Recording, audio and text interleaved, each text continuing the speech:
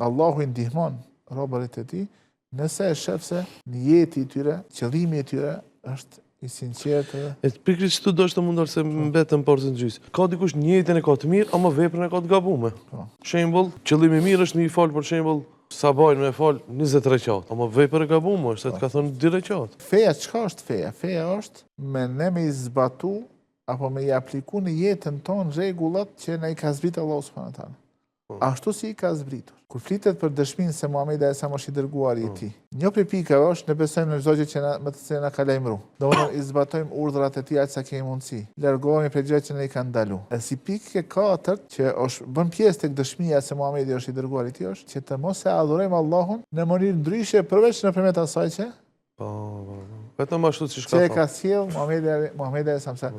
Ai është më i ditur, do të Allah është më i ditur për natyrën tonë, edhe për neve ka zgjedh, është fakt se feja është e lehtë, nuk edhe çdo herë kur njeriu mundohet që ta ndërlikon fen në emër të njëjtit të mirë. Në emër të njëjtit të mirë, jo, unë jam sikur Muhamedi alayhis salam, unë kam mundësi me fal 20 rekate zitave sunet të sabahit ose me i fal 60 rekate teravih namazë.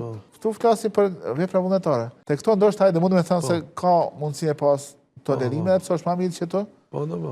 Sikur se ka thënë një dietar, el-iktisadu fi sunna khairun min tamadi fil batil, që të kufizohesh me sunetin është shumë më mirë se sa nëse jepet vetes liri që me shtu ibadete që ne ka diçka që quhet vepër vullnetare e përgjithshme, që nuk është e kufizuar. Aty bën kur dëshiron i fal 2 rekate namaz, apo më tepër për hir të Allahut. Dhe kjo është quhet nafile vepër vullnetare e përgjithshme, që nuk është e kufizuar.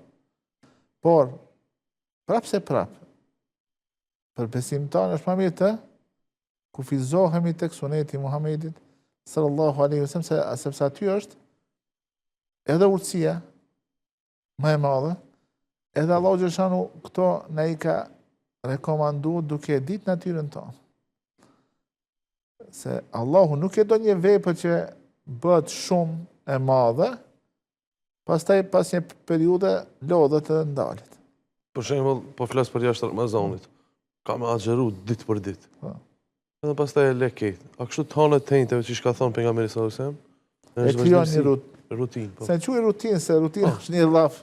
Pak si negativ. Se rutina pak se anashkalon sinqeritetin. Është vërtet.